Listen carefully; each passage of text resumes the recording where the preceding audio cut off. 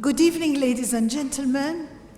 It is my great pleasure and honor to present to you this evening Madame Francoise Laborde, who is very well known in France for being an anchorwoman on television, on radio, and I will not indulge in a lot of introductions. I think you would rather listen to her than to me.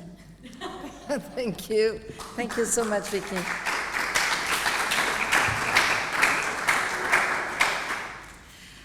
Good evening, all. First of all, I'd like to thank you for invitation and tell you how proud, I'm honored I am to be here with you to talk about my profession and to celebrate, of course, the memory of Daphne, who was cowardly murdered 7 years ago. I want to express my apologies because I have to read a little bit my speech because my English is not so good that it used to be before. So I will read, and after I will be completely ready for any kind of your questions. The freedom of journalism, the freedom of press, the freedom of expression is, of course, the fundamental guarantee of democracy, and without free exercise of what has been called the fourth estate, the fourth power, there cannot be living democracy. And as an introduction, I would like to quote a phrase of one of our great journalists, very famous in France, called Laborde. And he is a model for us. And there is a prize who has his name, the prize Prix Albert Londres, which is the equivalent French of what is in America the Pulitzer Prize. And Albert Londres said, our job as journalists is not to please, is not to harm, it is to put the pen into the wound. What better way to say it? That journalism is first and foremost about high standard, correctness, objectivity, but also about courage, daring, about seeking information beyond appearances, but also avoiding any personal bias or consideration. This is the basis of journalism ethic, and it's often the more difficult. I'd like to tell you about my personal background and experience.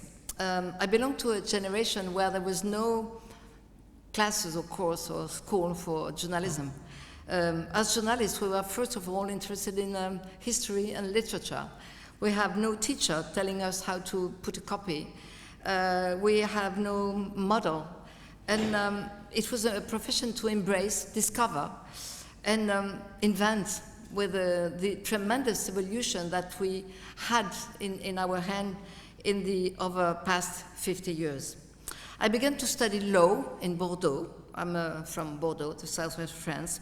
Then life took me to Brussels at the end of the 70s, where I worked 4 years in press agency dealing with the European matters.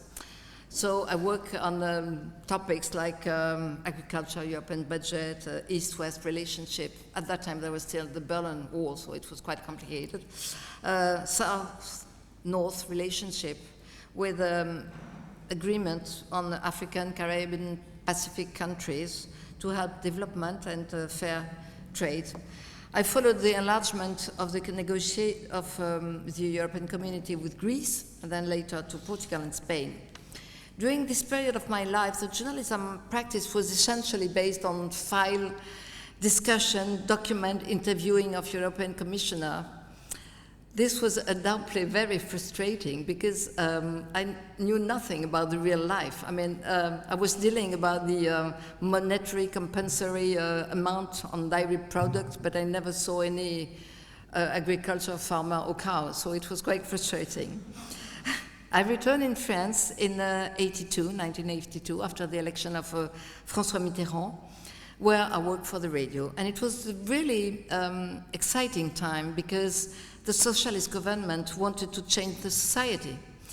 It was distributed money to the poorest workers, change social law, a lot of laws, and implement a lot of structural reform, some social reform, some costly reform, and after they had to return to some more of austerity programs. But it was a time also where I discovered the consequences of some restructuring policy, like, for example, you are too young to remember that, but there was steel reformation like Brussels, and I saw a lot of miners that lost their jobs, and a lot of workers in seeing their blast furnace shut down. So it was very emotional discovering. Those years of reporting in the field were undoubtedly the best years of my journalistic career. That's where I learned everything. It was in contact with the others, the discovering of the other way of living that fascinated me the most. Then I went into television in TF1, which was the private TV, in '86, and that's when reporting took a whole new dimension because there were images, and that's changed everything.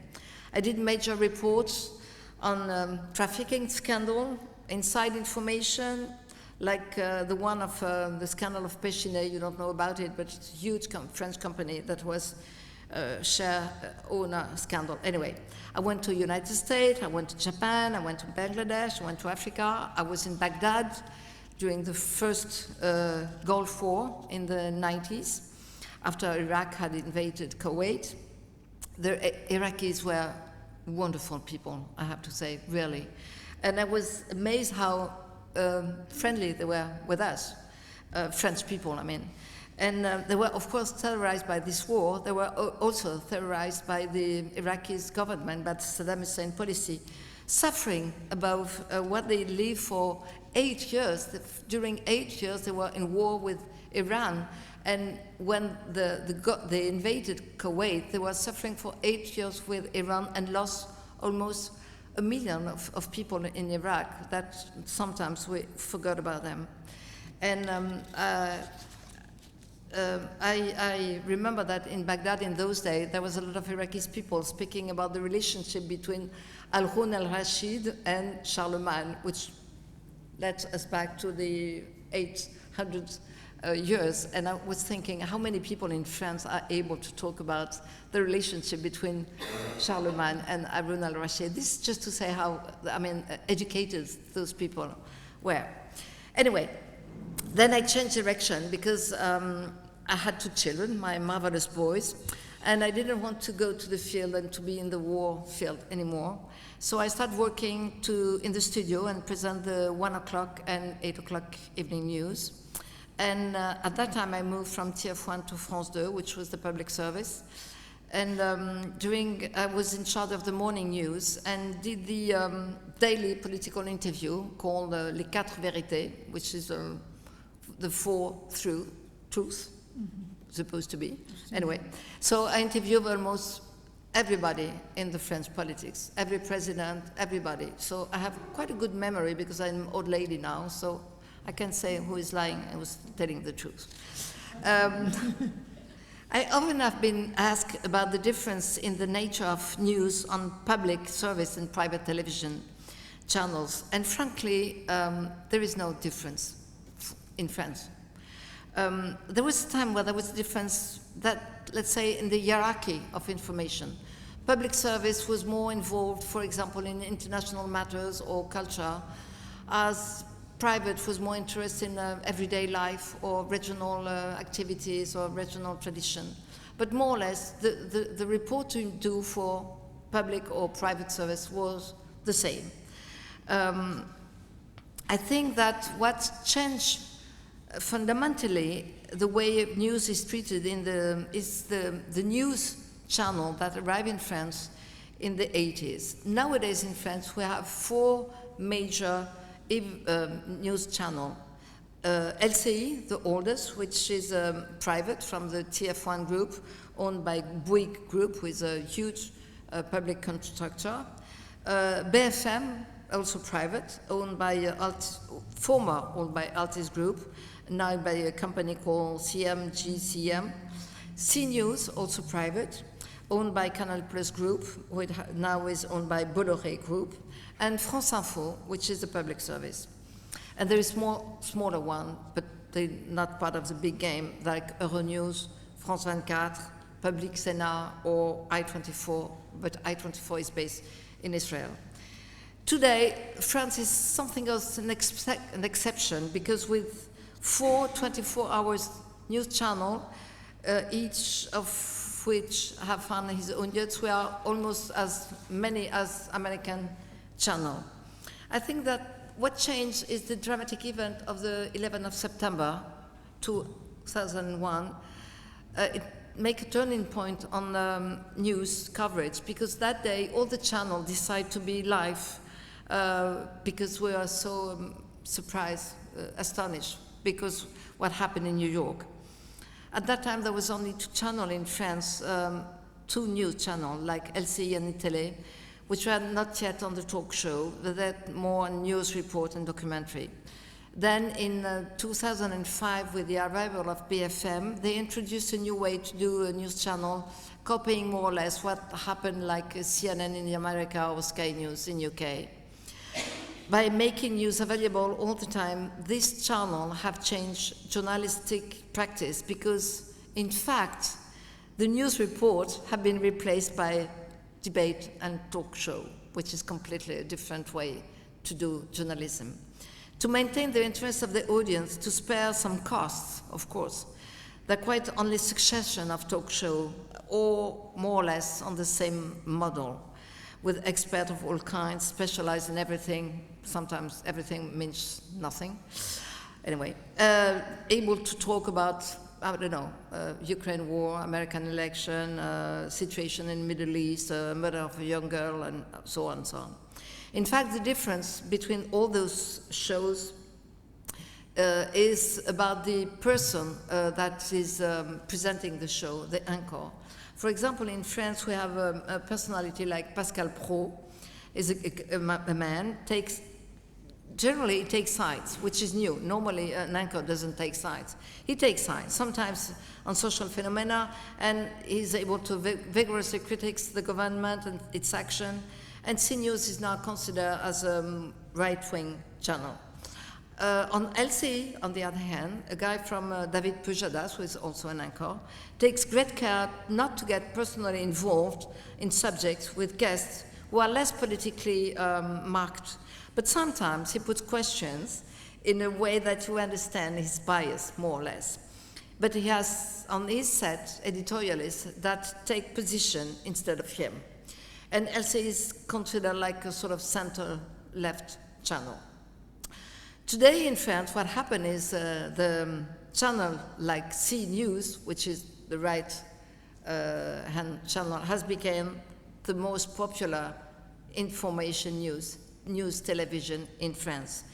And this, of course, worrying the left-wing leaders. CNews has been relaunched in 2017 and changed completely the model. It has repositioned itself and focused on debate, decoding, opinion, while its rival were only focused on reporting and rebroadcast the same image again and again. So it's quite a difference now when you're looking at all those different channels. But what has changed, to my point, fundamentally, is the technical progress. Previously, broadcasting cost a lot of money. It was extremely expensive. When I started, and when you want to broadcast something from Berlin, you have to reserve a satellite. You have to have extremely heavy broadcast equipment. Nowadays, with a mobile phone, you can film anything and send it anywhere. And this changed completely the game, because anyone can decide to be a journalist without having the ethics, the deontology, or the minimum of caution to do so. What we see today in all kinds of demonstration, there is, especially in France, young people with an armband saying press, and they are filming everything. I mean, it can happen for a demonstration, it can happen to the fashion week, it can happen to any event that happen. Anybody can be a journalist like that, and they can, of course, put this on air and publish everywhere. And there is also the social network like Facebook, Instagram, or TikTok, that means that the channel, the news channel, have all the images they need to have, and immediately. And sometimes you have to be sure that those images are right and trustable, because you don't know who we're filming, and you don't know if it's a mixture of news or fake images. Because when I start journalism, when you go, for example, when I was in Baghdad during the war, you have to have 1 day to film, another day to broadcast, and then after the channel decide to go on air the day after, so it takes almost 3 days to be on air. Nowadays, I can do it immediately on the spot. But the difference is that when you are looking, I have to come back to TikTok first. What is very interesting for those new those social networks, especially TikTok, I look a lot of TikTok because it interests me a lot. It's the way of sharing information. But sometimes I'm horrified about how many false, fake news, false information there is out there. And now, with the artificial intelligence, it's possible to create fake images and make politicians saying any speech in any language, which is completely fake. I don't know if you see it. You can put, I don't know, say Donald Trump, put on your computer, and Donald Trump say your speech, his lips is moving, he speaks French, English, Chinese, Arabic, whatever, Maltese, whatever, perfectly, and it's just thanks to intelligence, artificial intelligence, and it's completely fake. But on the other hand, thanks to those TikTok program and others, you can find images that doesn't exist elsewhere. I was very, I saw, for example, all the dramatic floods that happened in USA recently. And I was struck by the number of victims complaining about the lack of coverage of their situation in the major news network. And they thanked TikTok for allowing them to share the disaster and their testimony. And so, of course, for that, you have to thank TikTok. But I also see on TikTok a lot of mixing image take from film, which is completely artificial, about, you know, all those films like fake catastrophic, whatever, flood, or whatever, with real images. And all together, and you cannot, if you are not used, you cannot see which is the fake and the real images. So this is why I think that our profession as a journalist, and with our experience of being able to make the difference between fake and real news, is very important. And I would like to finish, because I don't want to be too long, to explain what I did for 6 years. I had the privilege to be a member of the French CSA, Conseil Supérieur de l'Audiovisuel. It's the regulatory authority. It's the equivalent of the British Ofcom, of the American FCC, or I think the Maltese Broadcast Authority. During my time in CSA, I was responsible for pay TV channel and child protection. And these years enabled me to understand the other aspect of the media economic, the contrast and the constraint that must be imposed on the channel to guarantee pluralism of information and truthfulness of the news. In France, there is an obligation to respect speaking times limits for the different political groups elected at the National Assembly. The obligation is to check the images that are broadcast to ensure that they are authentic and not edited.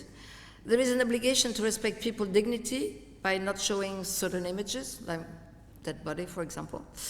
There is also an obligation to respect certain limits on the right of expression. Appeals to hatred, discrimination, racism, anti-Semitism are condemned by law in France. At first glance, you may think, oh, this is so heavy, and why is that such a heavy system? Because after all, you are adult grown people, and you can choose whatever program you like to see, and you are able to view the medium that suits you the best. But I think it's essential, because television has to be a place of trust, of confidence, Unlike the internet, television is the medium that can be watched safely by the whole family. In other words, viewers, especially children, must not be shocked by the image they see or the film they watch. And also it is a place of trust because all the news on television is accurate, verified, and complete with all the different opinions. And finally, because it's very important to ensure that all the TV channels respect pluralism of ideas, of opinion, because otherwise you end up insidiously influencing opinion one way or on another.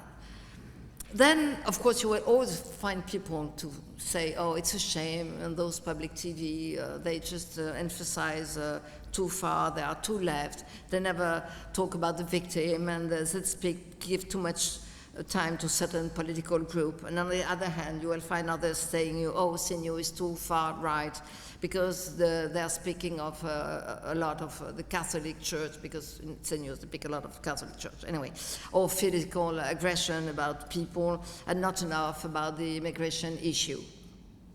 Saying that, I'm aware that I'm a little caricaturing the position of it, but to simplify, I would say that the biggest criticism is that CNews is defending Israel too much, and that the public service is defending Islamists too much, to caricature a little more. But since we are also here today to pay tribute to Daphne, I would like to stress the importance of freedom of expression and freedom of thought. We, French people, we give a great deal of importance to it because it's the major legacy of what we call l'âge des Lumières, which is the legacy led to us by the great French philosopher of the 18th century, whose wit and erudition shaped the French mind. Freedom of thought is the ability to perceive the complexity of the world, to criticize the vanity of the powerful, to refute dogma, to make fun of oneself and others. At a time when minorities want to impose their news conviction to the majorities, sometimes brutally and violently, at a time when pluralism of opinion is being fought, it is more important than ever to fight against sectarism wherever it comes from. And I would like to finish to quote Régis Debray, who is one of our great intellectuals I like very much. He wrote, "Freedom of thought without independence of mind is of little use." And this is exactly what is the heart of the matter. Thank you.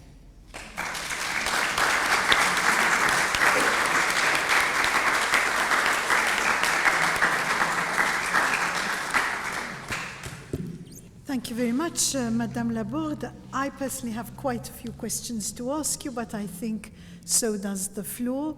So would anyone want to ask any questions in particular to start with? Okay, yes? Madam, you were speaking about the benefits of regulated television. And then you were speaking about TikTok and social media which are not regulated at all. Do you miss that? In a time where we're moving away from television towards social media, do you want to see regulation there as well? Well, I think that it's almost impossible. Of course, in ideal world, we could be able to regulate that too, but it's quite impossible because you can't do it.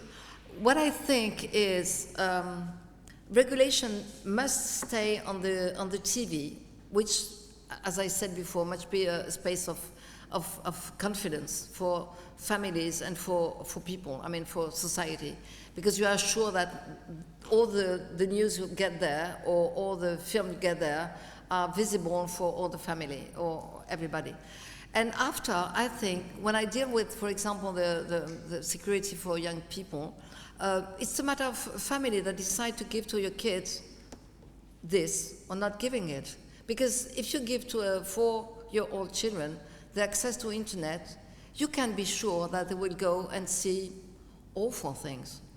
I mean, pornography, there was a poll, sondage, how do you say sondage?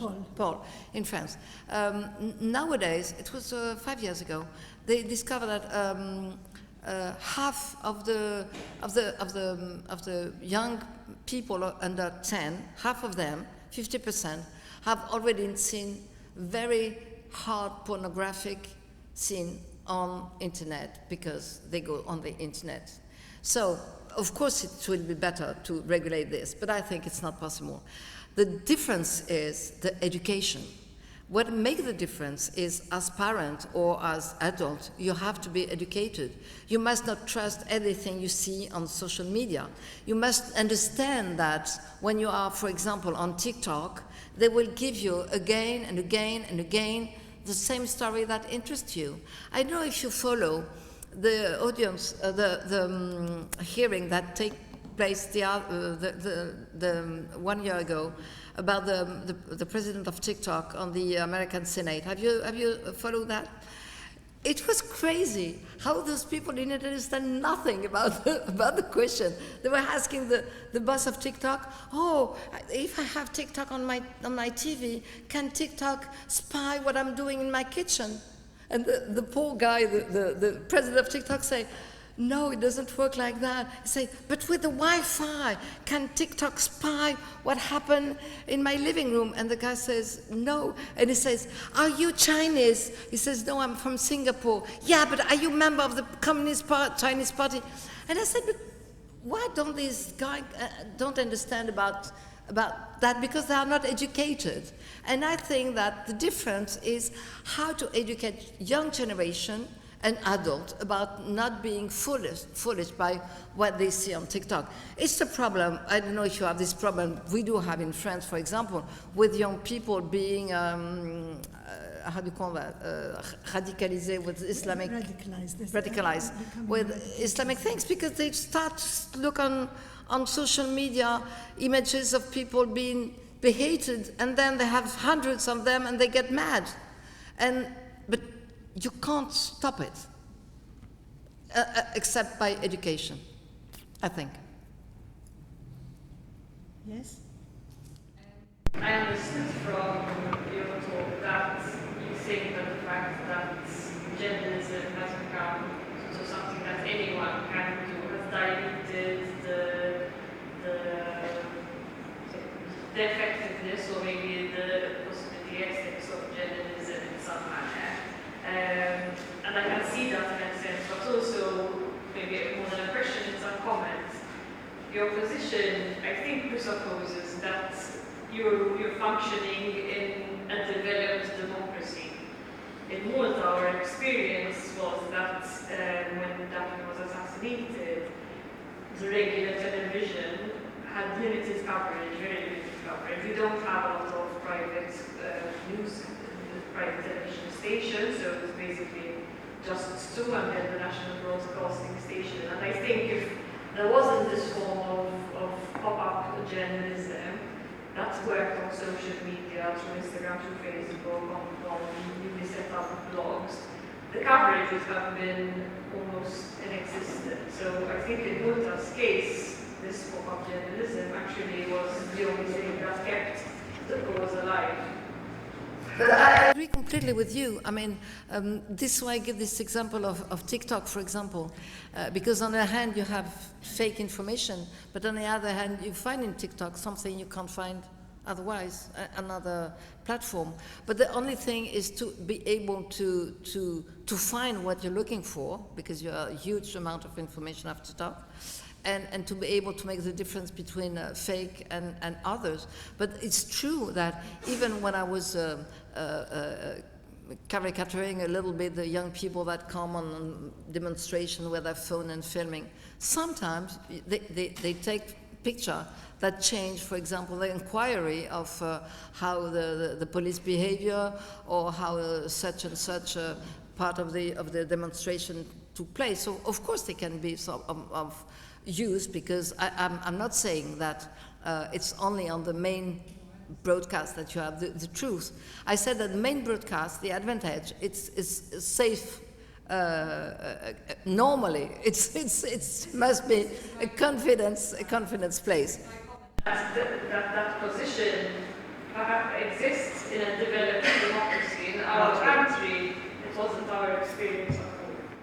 But I think that even in France, what's changed a lot is 24 hours news TV, because it gives a more, how do you call that? An éventail, how do you call it? A sort of a range. A larger range of opinion that doesn't exist before.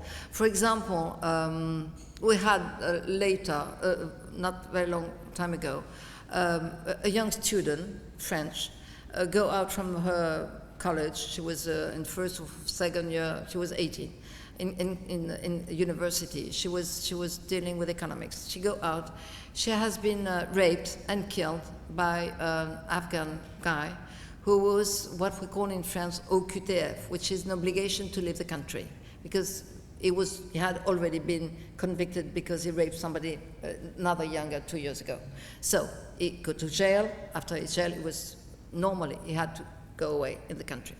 So on the CNews, they make a lot of story about it, saying if this guy did not stay in France, of course, she would not have been murdered.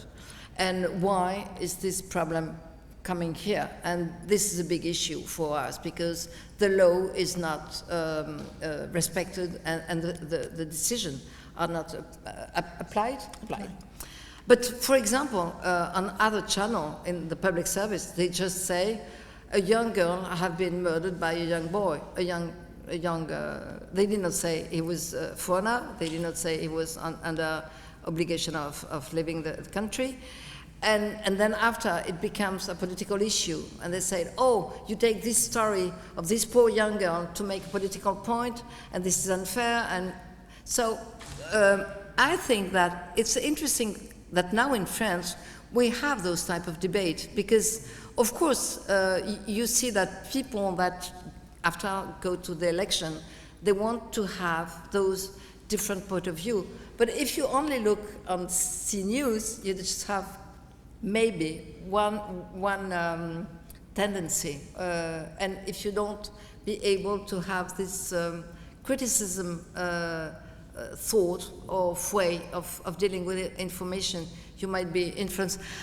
I think it's you are talking to Malta. I don't know I trust you. I mean, but I don't know the situation of the different channel here in Malta. But I think it's the same story in almost all the country. Even on the writing press, you have the same story, because some of them are more politically involved than others. But I agree with you that what changed a lot is with those new medias, it's give the opportunity to be able to hear different voices that doesn't exist before. That's true, even in France. So I'm quite sure it's the case in Malta. Any other question? While somebody thinks of a question, I'd like to ask you a question, and it concerns, you talked about ethics and deontology, and with the new environment of AI to start with, and with the fact that there are so many political agendas behind even the how do you say, the way news are developed and transmitted. And do you not think that there have to be new elements which have to be introduced into the concept of journalistic ethics and deontology? And if you do, what do you think is the most important?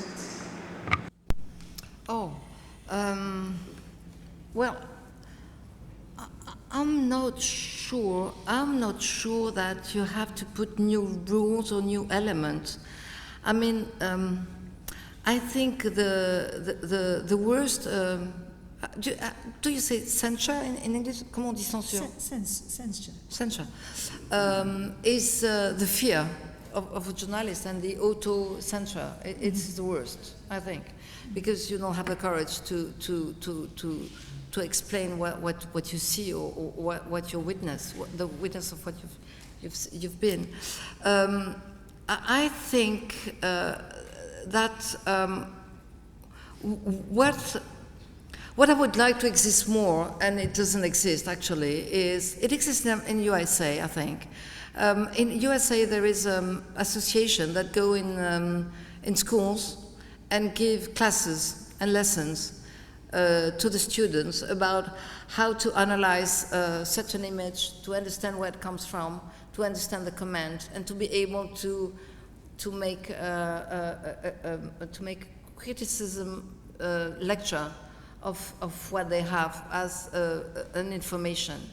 And I think that this is the major point, because I think that as a journalist, of course, you have to be I mean, sincere and objective. You may have your way of thinking. You may have, you may be a communist and defend and go to cover a capitalistic program and say you have to be objective on that. It's not the question to know if you agree or your position is to be in favor or not in favor. You have just to stick to the facts, whatever your opinion is. But the question is now, because there is so many sources of information, is to be able to talk to the young people that the difference between even when you're looking on the, how do you call that, the video games. I mean, even the video games now, they are so real that a lot of young people cannot make difference between video games and reality. So I think that it's not a matter of having more rules for the journalists. It's a matter of being able to, of course, as a journalist, to be more ethical as they can, but it's also a matter for the public and for the young people and the adults to express and to exerce their critical thought about the information they get, and not to think that everything they came on their iPhone or whatever it is true, which is the most difficult, I think. I was amazing the other day how many people they announced dead on TikTok all the time.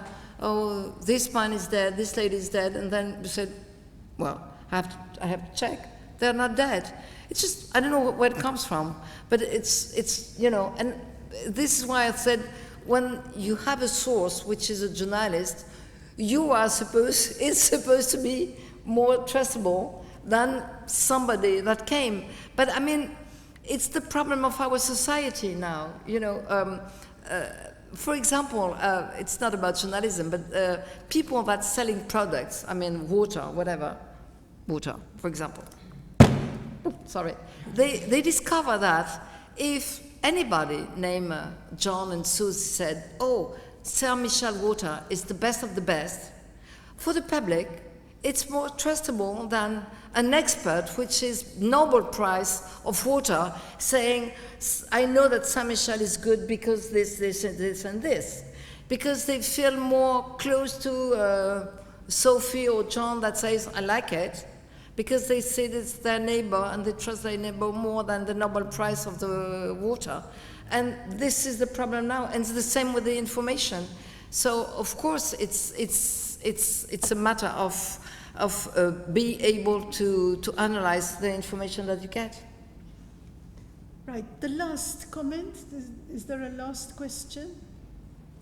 I think about the water and idea of the expert, you should trust to the experts. Unfortunately, these last years, many experts, they lose the trust of the people. So maybe also for this reason, use of social media and listen to social media took. And another thing that you pointed correctly is freedom of mind. The journalist should have freedom of mind. So only in this way can show what are the things real without hiding or without changing. I agree. But you know, when I was in charge of the economics matter in TF1, and I was in charge of the economic sector, we always have discussion with all the journalists, and I said to them, of course you must have a personal opinion of, I don't know, you go, you vote, I mean, you vote for Macron, or you vote for Mélenchon, or whatever. It's not my point. I'm not interested in your vote. What I'd like you is, if you have to deal with the budget, for example, I must be sure that you will deal with the figure and what is in the budget. Don't give your opinion. At the end, this is the TV matter. I'm not talking about the written press. But on the TV, we don't expect the journalists at the end say, oh, this minister is marvelous and this one is a crook. It might be a crook anyway, but this needs a very deep inquiry. It's not just my mind today, because I wake up this morning saying I don't like this minister, and I will say during the news my opinion. It's not your opinion that is important, it's the facts. It's to be able to deal with the facts. And I agree, this what is the more difficult now. And when you have more and more experts, or so-called experts, on the set, and you don't know where they come from, it's another issue, because they might be experts, but you must know what background they have. For example, in France now, the issue about what happened in the Middle East is very touchy, because a lot of people say, oh, Israel is awful, or whatever. Anyway. And there is a lot of experts coming and saying, giving their point of view. But it's interesting to know where do they come from, because if, of course, it's a guy from Sal, you know that it's the Israeli army, it's clear, it's simple. But an expert, who is paying him, is working for a so-called, comment ça s'appelle, une entreprise, a think tank, a think tank. Yeah, a think tank. But who is paying for the think tank? Is it the Qataris? Is it the American? Is it the Russian? Because of course the money must come from someone, you know? So it's another question which is quite complicated too. Because the experts sometimes, of course they're experts, but they have bias in their analysis of the situation. Okay, well, thank you very much for an interesting talk, and I think an interesting discussion.